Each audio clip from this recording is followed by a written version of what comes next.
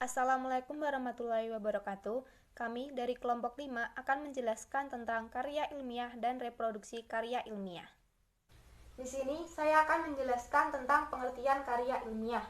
Menurut Brotowijoyo, karya ilmiah adalah monograf yang ditulis oleh ilmu pengetahuan yang menyajikan fakta dan ditulis menurut metodologi penulisan yang baik dan benar.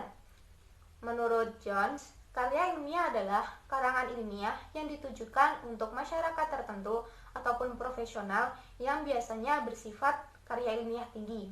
Di sini dapat disimpulkan karya ilmiah adalah karangan ilmu pengetahuan yang menyajikan fakta umum yang dapat dibuktikan kebenarannya serta ditulis menurut metodologi penulisan yang baik dan benar. Selanjutnya, saya akan menjelaskan tentang sifat-sifat karya ilmiah. Ada 4. Yang pertama, non-teknis konkret dengan ciri-ciri informatif, bernada populer tanpa definisi istilah yang spesifik dan sistematis, bahasa figuratif yang hanya digunakan untuk menghangatkan masalah. Temanya spesifik dan konkret, ditujukan untuk pembaca dengan pengetahuan ilmiah dasar. Yang kedua, teknis umum dengan ciri-ciri informatif, kata-kata istilah teknis tanpa definisi, tidak mengejar keuntungan pribadi, tidak bersifat penilaian, namun meletakkan masalah secara umum, konkret dengan susunan dan nada yang normal. Yang ketiga, abstrak formal, berbentuk rangkuman umum, informatif, non-teknis, isi dan istilah-istilah yang digunakan populer, nada dan bahasa formal. Yang keempat, spesifikasi historis dengan ciri-ciri informatif berdasarkan sumber sejarah, konkret dan spesifik, semi teknis, bahasa dan susunannya formal. Saya di sini akan menjelaskan tentang ciri-ciri karya ilmiah. Nah, tidak semua karya yang ditulis secara sistematis dan berdasarkan fakta di lapangan adalah sebuah karya ilmiah. Sebab karya ilmiah itu mempunyai ciri-ciri sebagai berikut. Yang pertama yaitu objektif. Keobjektifan ini menampakkan pada setiap fakta dan data yang diungkapkan berdasarkan kenyataan yang sebenarnya dan tidak dimanipulasi. Juga setiap pernyataan atau simpulan yang disampaikan berdasarkan bukti-bukti yang bisa dipertanggungjawabkan. Dengan demikian, siapapun dapat mengecek kebenarannya. Yang kedua yaitu netral. Kenetralan ini bisa terlihat pada setiap pernyataan atau penilaian, bebas dari kepentingan-kepentingan tertentu, baik kepentingan pribadi maupun kepentingan kelompok. Oleh karena itu, pernyataan-pernyataan yang bersifat mengajak, membujuk, atau mempengaruhi pembaca dapat dihindarkan. Yang ketiga yaitu uraian yang terdapat pada karya ilmiah dikatakan sistematis apabila mengikuti pola pengembangan tertentu, misalnya pola urutan, klasifikasi, kualitas, dan sebagainya. Dengan cara demikian, pembacaan bisa mengikuti dengan mudah alur uraiannya. Yang keempat yaitu logis. Logis ini bisa dilihat dari pola nalar yang digunakannya. Pola nalar induktif atau dedukatif. Kalau bermaksud menyimpulkan suatu fakta atau tiga data digunakan pada induktif. Sebaliknya, kalau bermaksud membuktikan suatu teori atau hipotesis digunakan deduktif. Yang kelima yaitu menyajikan fakta. Setiap pernyataan, uraian, atau simpulan dalam karya ilmiah harus faktual, yaitu menyajikan fakta. Oleh karena itu, pernyataan atau ungkapan yang emosional seperti menggebu-gebu, berkampanye, perasaan sedih, perasaan senang, dan perasaan marah itu seperti orang bertengkar, hendaknya dihindarkan. Yang keenam yaitu tidak pleonastis. Maksudnya, kata-kata yang digunakan tidak berlebihan alias hemat kata-katanya atau tidak berbelit-belit. Yang terakhir yaitu bahasa yang digunakan adalah ragam formal atau baku. Di sini saya akan menjelaskan tentang jenis-jenis karya ilmiah. Kita tahu banyak jenis-jenis karya ilmiah. Contohnya satu adalah skripsi, tesis, artikel ilmiah, makalah, paper, kertas kerja, dan masih banyak lainnya. Nah, di sini saya akan menjelaskan tentang karya ilmiah akademis. Di akademis ini ditulis untuk dipahami oleh kalangan masyarakat, di mana contoh karya ilmiah ini menggunakan bahasa yang lugas dan menggunakan format yang baku. Di masyarakat ini akan dipublikasikan oleh penanggung jawab karya ilmiah tersebut, seperti para dosen pembimbing atau penguji di perguruan tinggi. Nah, di deskripsi karya ilmiah ini cenderung bersifat teknis. Jadi di masyarakat akan mengalami sebuah kemajuan jika ada orang yang ingin meneliti dan melibatkan seluruh anggota masyarakat tersebut untuk bersama-sama memajukan daerah tersebut. Karena karya ilmiah akademis ini melibatkan masyarakat atau melibatkan orang banyak. Nah, di sini juga ada publikasi karya ilmiah yang mengurangi atau mencegah plagiat atau mencegah dicontoh oleh penulis lain. Yang pertama ada penerbitan karya ilmiah dalam jumlah jurnal. Kedua, dipresentasikan pada seminar atau workshop. Yang ketiga, bila sudah dipresentasikan pada seminar, biasanya karya ilmiah ini juga akan diterbitkan oleh proceeding seminar yang bersangkutan. Yang keempat, jurnal seminar dan proceeding workshop atau pertemuan ilmiah yang dipilih sebagai media publikasi haruslah terakreditasi atau diakui oleh penguji tersebut. Selanjutnya saya akan menjelaskan mengenai karya ilmiah profesional. Karya ilmiah profesional adalah karya yang ditulis sebagai sarana pengembangan profesi bagi para kaum profesional. Melalui penulisan karya ilmiah, para anggota masyarakat dapat saling mengkomunikasikan informasi baru, gagasan, kajian, serta hasil penelitian. Dengan demikian, mereka dapat berbagi pengalaman, pemikiran, atau gagasan inovatif untuk meningkatkan mutu kerja profesional mereka. Pada umumnya, banyak disebarluaskan untuk kepentingan akademis. Melalui karya ilmiah, hasil-hasil kajian keilmuan dapat didokumentasikan, dipublikasikan, dan disosialisasikan kepada masyarakat umum. Ini juga berarti para anggota suatu profesi dapat merealisasikan fungsi agent of social change mereka, lebih menekankan hasil daripada proses. Ciri karya ilmiah profesional adalah: yang pertama, karya ilmiah profesional ditulis sebagai sarana pengembangan profesi. Yang kedua, penulisan karya ilmiah profesional tidak memerlukan pembimbing. Penulis bertanggung jawab penuh atas karya ilmiahnya. Karya ilmiah profesional tetap memerlukan penilaian untuk menguji tingkat kualitas mutu karya ilmiah. Penilai karya ilmiah ini dapat berupa penyunting ahli dalam sebuah jurnal ilmiah atau evaluator dalam penelitian. Yang keempat, karya ilmiah ini umumnya diterbitkan untuk menyebarluaskan akademis. Yang kelima, penulisan karya ilmiah lebih menekankan hasil daripada proses. Yang keenam, disusun oleh perorangan atau tim dengan cara mengajukan usulan melalui sistem kompetisi untuk mendapatkan pendanaan. Yang terakhir, yang ketujuh, contoh karya ilmiah profesional adalah laporan penelitian, artikel ilmiah, buku teks, makalah, dan sebagainya. Sekian dari saya, terima kasih. Dengan ini saya akan menjelaskan tentang bentuk karya ilmiah. Ada beberapa bentuk karya ilmiah, yaitu terdiri dari makalah, kertas kerja, artikel tugas akhir, skripsi, tesis, disertai, dan laporan penelitian. Bentuk-bentuk tersebut diuraikan berikut ini. Yang pertama adalah buku. Buku merupakan karya ilmiah yang paling mudah dijumpai karena beredar secara umum, dan tidak semua buku tergolong menjadi karya ilmiah.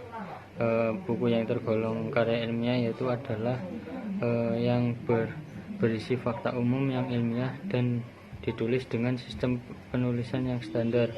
Buku ilmiah biasanya bersifat informatif, sedang dibandingkan dengan jenis karya ilmiah yang lain, isi buku lebih lengkap, lebih luas, dan pembahasannya masalah lebih terperinci.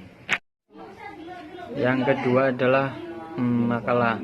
Makalah adalah karya tulis yang menyajikan suatu masalah yang pembahasannya berdasarkan data di lapangan yang bersifat empiris, objektif. Di makalah tersebut ada dua pola, yaitu pola deskriptif dan pola argumentatif. Pada pola deskriptif, makalah tersebut berupa uraian tentang sesuatu yang sifatnya informatif. Sedangkan pola argumentatif berupa berarti makalah itu berupa gagasan atau ide tertentu yang didukung oleh argumen-argumen atau alasan yang kuat dan meyakinkan. Dalam perkembangan selanjutnya dapat juga berbentuk penggabungan dua pola tersebut. Makalah biasanya disiapkan untuk digunakan dalam forum seminar. Makalah dapat diangkat dari hasil penelitian, dapat juga diangkat dari gagasan atau ide. Isi makalah bergantung pada kegunaan atau maksud makalah tersebut dibuat. Jika makalah dibuat untuk disajikan dalam seminar atau untuk memenuhi tugas kuliah bagi para mahasiswa, maka makalah tersebut bersifat argumentatif. Makalah demikian berisi hal-hal yang aktual dan disertai pendapat penulis tentang alternatif pemecahannya. Jika makalah dibuat untuk sifatnya informatif, dan makalah seperti ini yang untuk pelatihannya sifatnya informatif, dalam makalah seperti ini yang lebih dibandingkan bukan persoalannya, tetapi bagaimana upaya memecahkan persoalan tersebut. Yang ketiga adalah kertas kerja. Kertas kerja adalah karya ilmiah yang berisi analisis terhadap fakta secara objektif. Analisis yang dilakukan dalam kertas kerja lebih dalam daripada di makalah. Jadi kertas kerja itu sangat menganalisisnya lebih dalam daripada makalah. Biasanya kertas kerja digunakan sebagai bahan lokakarya, karena untuk lokakarya maka informasi yang ada dalam kertas kerja lebih terperinci dan lebih lengkap dibandingkan makalah. Yang keempat adalah artikel. Artikel adalah karya ilmiah yang diususkan untuk diterbitkan di jurnal ilmiah. Di artikel tersebut ada dua, yaitu artikel konseptual dan artikel penelitian. Artikel konseptual yaitu yang diangkat dari gagasan atau ide penulis, dan artikel penelitian adalah yang diangkat dari hasil penelitian. Perbedaan kedua jenis artikel tersebut terletak pada bagian isi. Jika artikel konseptual antara bagian pendahuluan dan bagian penutup hanya berisi isi artikel yang bisa terdiri atas beberapa subbab, maka dalam artikel penelitian antara bab pendahuluan dan bagian penutup terhadap bagian landasan teori, metode yang digunakan, dan hasil dan pembahasan. Dan yang kelima adalah tugas akhir, skripsi, tesis, dan disertai. adalah karya ilmiah yang dibuat untuk memenuhi persyaratan dalam pencapaian gelar akademik. Untuk tugas akhir digunakan sebagai persyaratan memperoleh gelar ahli media. Skripsi untuk memperoleh gelar sarjana, tesis untuk memperoleh gelar magister, dan disertai untuk memperoleh gelar doktor. Tingkat kedalaman keempat jenis karya ilmiah tersebut tentu saja berbeda karena gelar yang ingin dicapai pun tingkatannya berbeda. Penulisan ketiga jenis karya ilmiah ini dapat dilakukan dengan dua cara, yaitu penelitian lapangan dan mulai penelitian pustaka. Penelitian di lapangan berarti penelitian yang dilakukan di tengah-tengah masyarakat, sedangkan penelitian pustaka berarti penelitian yang dilakukan pada buku-buku atau bacaan-bacaan lainnya. Yang terakhir adalah laporan penelitian. Laporan penelitian adalah karya ilmiah yang menyajikan data dan analisis dari suatu penelitian. Dalam laporan penelitian, selain disajikan analisis data yang dapat dibuktikan kebenarannya, juga disajikan teori-teori yang melandasi penelitian Rangka umum karya ilmiah. Sebelumnya perlu kita ketahui terlebih dahulu ya, ketika kita membuat sebuah karya ilmiah perlu adanya sebuah kerangka. Kerangka tersebut itu memiliki 3 bagian. Yang pertama itu pengenalan, bagian tubuh, dan bagian kepustakaan. Saya akan menjelaskan terlebih dahulu mengenai pengenalan. Pengenalan yaitu berisi hal-hal yang informatif mengenai karya ilmiah tersebut. Ada 2 jenis pengenalan, yaitu yang pertama bersifat umum, yaitu untuk semua jenis karya ilmiah. Yang kedua bersifat khusus untuk jenis karya ilmiah tertentu saja, seperti skripsi, tesis, dan disertasi itu khusus. Di sini ada beberapa karya ilmiah dan pengenalannya ya, tahap pengenalannya seperti buku, itu ada judul, nama penulis, nama penerbit dan tahun terbit, identitas buku, kata pengantar, dan daftar isi. Untuk makalah itu ada judul dan nama penulis. Untuk artikel itu ada judul, nama penulis, abstrak, dan kata kunci. Untuk kertas kerja sendiri itu ada judul dan nama penulis.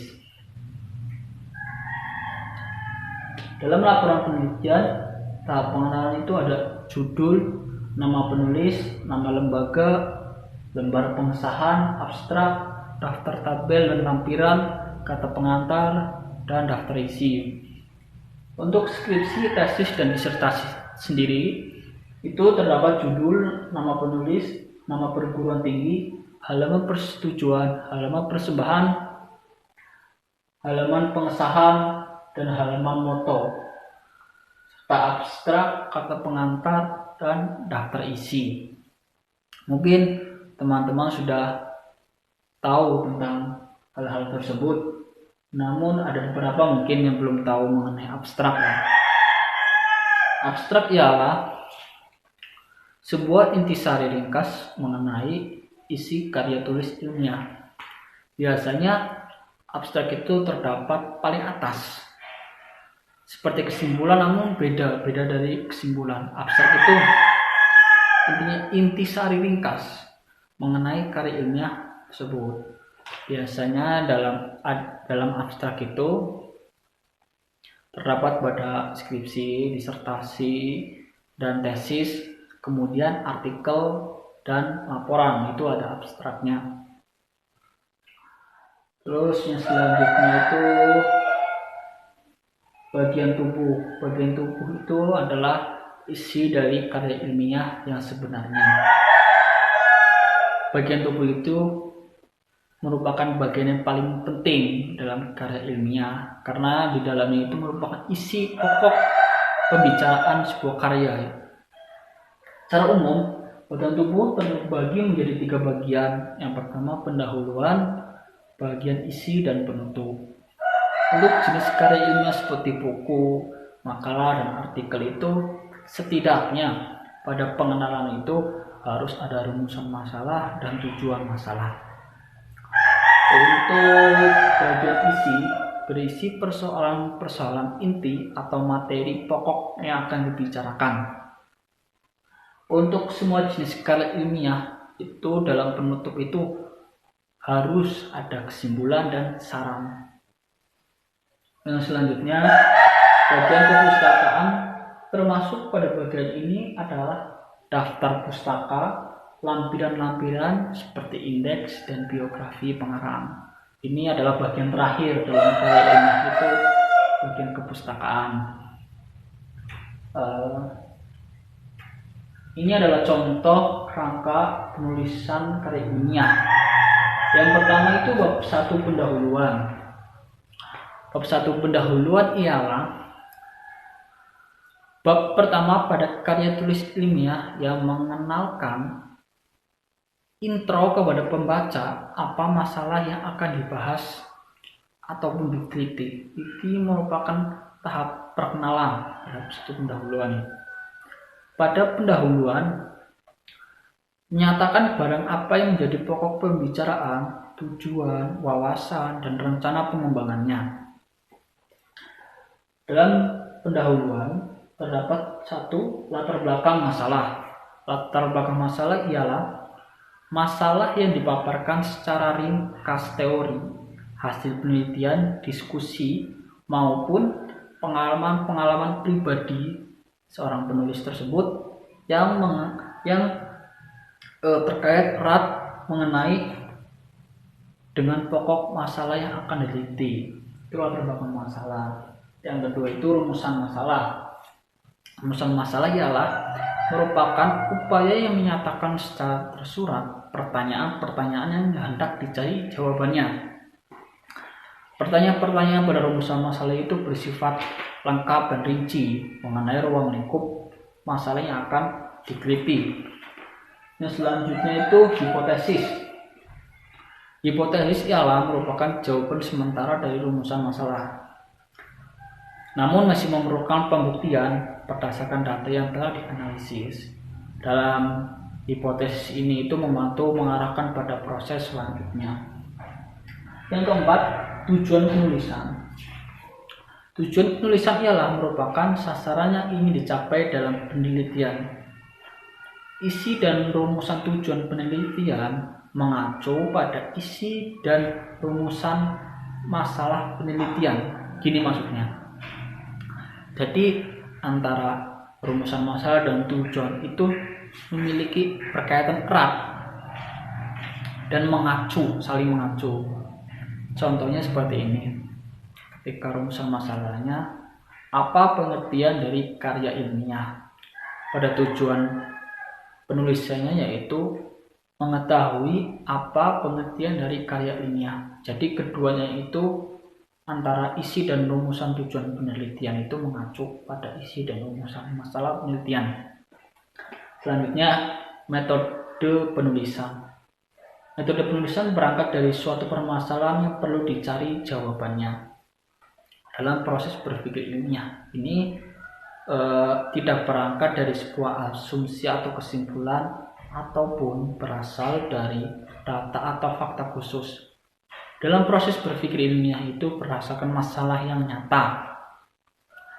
Untuk pertama-tama untuk melakukan hal tersebut itu yang perlu kita lakukan itu masalah apa yang akan dihadapi dan cara penyelesaiannya. Yang selanjutnya itu manfaat penulisan. Manfaat penulisan berisi penulisan yang dapat diperoleh dari penelitian yang dilakukan oleh mahasiswa atau peneliti. Jadi seorang peneliti itu memiliki manfaat dan manfaatnya itu ditulis dalam manfaat penulisan ya. Yang selanjutnya sistematika penulisan merupakan aturan-aturan yang ada dalam sebuah karya ilmiah ya. Untuk bagian awal format penulisan itu mengandung gambaran dan isi karya tulis tersebut. Untuk bagian isi itu mengenai makna dan konten dari karya ilmiah. Untuk bagian akhir itu adalah data-data pelengkap dan pendukung pada penulisan karya ilmiah. Selanjutnya bab 2, landasan teori. Landasan teori yaitu yang dibahas pada bagian ini adalah teori tentang ilmu-ilmu yang diteliti. Pada penyajian teori dan dalam penjelasan teori dianggap tidak terlalu sulit karena berasal dari bacaan-bacaan. Namun terkadang seorang peneliti membuat karya ilmiah itu banyak yang tidak proporsional. Artinya mengambil banyak teori tetapi tidak mendasari pada bidang yang diteliti. Jadinya tidak spesifik, intinya seperti itu. Jadi yang harus kita lakukan yaitu harus benar-benar menjadi bidang yang diteliti tersebut. Teori tersebut harus berdasarkan bidang yang diteliti. Selanjutnya bab 3, metodologi penulisan. Metode penulisan ada yang pertama metode penelitian. Metode penelitian ialah metode yang dipakai dalam penelitian. Metode penelitian meliputi apa atau siapa yang akan diteliti, bagaimana memilih sampel dari populasinya, data apa saja yang harus dikumpulkan, dan metode apa data yang dikumpulkan, dan serta teknik analisis data apa yang akan digunakan. Contoh dari metode penelitian itu seperti kualitatif, kuantitatif, survei, deskriptif, dan ex post facto. Yang kedua, teknik pengambilan data. Teknik pengambilan data itu membutuhkan sebuah instrumen dalam penelitian, yaitu digunakan oleh peneliti dalam mengumpulkan data agar pekerjaannya lebih mudah dan hasilnya lebih cermat dan lengkap. Teknik pengambilan data sebagai contoh itu melakukan tes.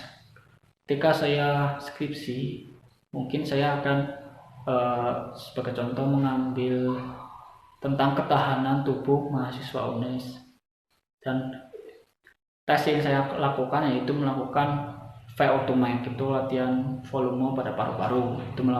Itu merupakan teknik pengambilan data, contohnya seperti itu. Yang selanjutnya teknik sampling. Sampling ialah teknik yang digunakan untuk menentukan sampel. Sebuah penelitian baik harus memperhatikan dan menggunakan teknik dalam menentukan sampel yang akan diambil sebagai subjek penelitian. Caranya bagaimana? Yang pertama, menentukan populasi, mencari data yang akurat, mencari sampel yang representatif, artinya itu yang mewakili tentang apa yang akan diteliti. Selanjutnya, menentukan jumlah sampel yang memadai. Selanjutnya 4, teknik analisis.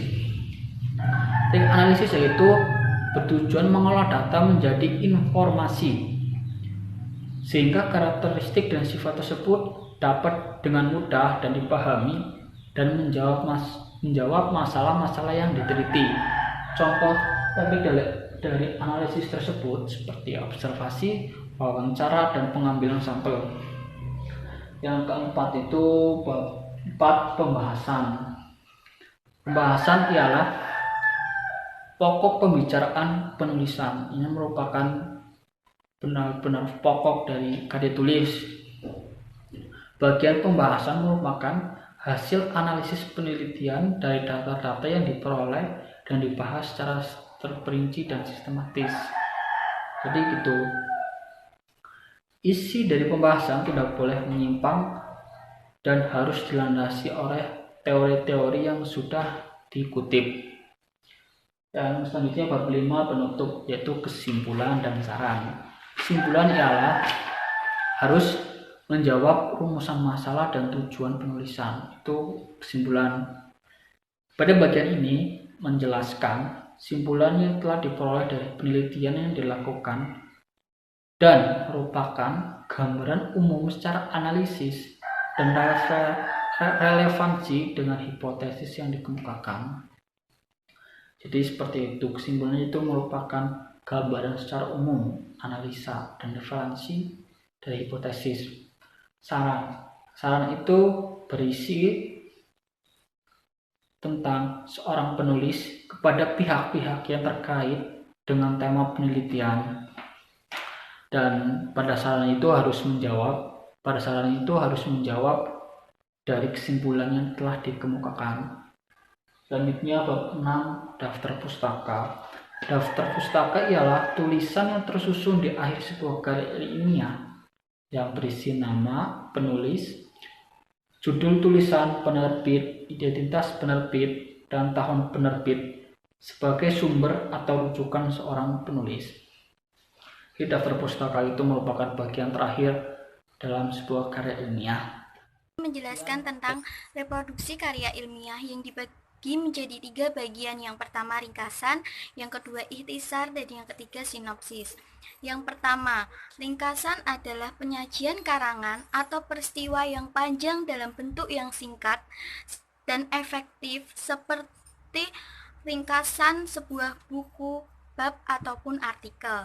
Yang kedua, ikhtisar yaitu penyajian singkat dari suatu karangan asli yang tidak perlu memakai isi dari seluruh karangan tersebut secara profesional. Yang ketiga, sinopsis merupakan ringkasan cerita dari sebuah novel seperti adanya tema, penokohan, dan latar. Saya di sini akan mempresentasikan berkenaan dengan poin E2 yaitu resensi. Pengertian resensi adalah suatu tulisan atau karya tulis buku yang berkaitan dengan rangkuman atau ikhtisar. Tujuan resensi sendiri adalah untuk menyampaikan kepada para pembaca apakah sebuah buku atau karya tulis sastra patut diapresiasi di masyarakat dan diterima atau tidak. Pokok-pokok penilaian atau sasaran resensi buku adalah sebagai berikut. Yang pertama, latar belakang. Penulis resensi harus menggambarkan latar belakang yang jelas kepada para pembaca yang mencakup tema, tujuan penulisan atau pembuatan, dan deskripsi singkat mengenai buku atau karya tulis yang akan diresensi. Yang kedua adalah jenis buku atau karya sastra. Jika pembaca mengetahui resensi yang akan dibaca sebidang dengan kehidupannya, maka si pembaca akan lebih tertarik membaca resensi tersebut. Yang ketiga adalah keunggulan buku atau karya sastra yang bisa dilihat dari organisasi isi. Organisasi isi menyangkut hubungan antar satu bagian dengan bagian yang lain. Keunggulan lainnya adalah penggunaan bahasa. Jika kita menggunakan bahasa yang jelas, padat, maka kita akan gampang mengerti resensi tersebut. Sebaliknya, jika kita menggunakan bahasa yang rumit, rumpang, maka kita akan susah untuk mengetahui isi resensi tersebut. Yang keempat adalah nilai buku atau karya sastra yang bisa dilihat dari organisasi isi, penggunaan bahasa, dan teknik penyajian. Nilai akan terlihat jika buku resensi tersebut disandingkan dengan buku resensi yang lainnya.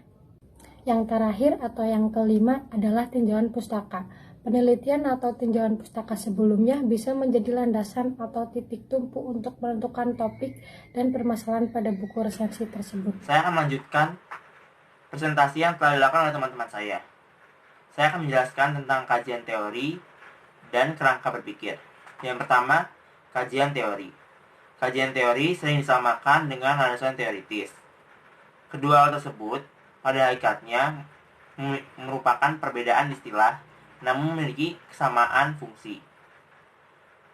Kajian teori lebih mengacu kepada proses pengkajian suatu teori yang hasilnya akan dijadikan landasan teoritis suatu penelitian. Sedangkan landasan teoritis merupakan hasil dari kajian sebuah teori yang dijadikan landasan penelitian. Kajian teori tidak lengkap bila tidak sampai simpulan yang akan dijadikan landasan teoritis. Demikian pula landasan teoritis ditetapkan dengan proses pengkajian dari sebuah teori. Dengan demikian, kajian teori dan landasan teoritis merupakan perbedaan istilah dan sudut pandang terhadap proses dan hasil suatu kajian teori. Yang kedua, saya akan menjelaskan tentang kerangka berpikir. Kerangka berpikir merupakan bagan atau alur kerja dalam memecahkan suatu permasalahan penelitian. Kerangka kerja dimulai dari permasalahan hingga pencapaian tujuan. Dalam alur kerja, hendaknya terlihat kedudukan fungsi landasan teoritis serta langkah-langkah penelitian.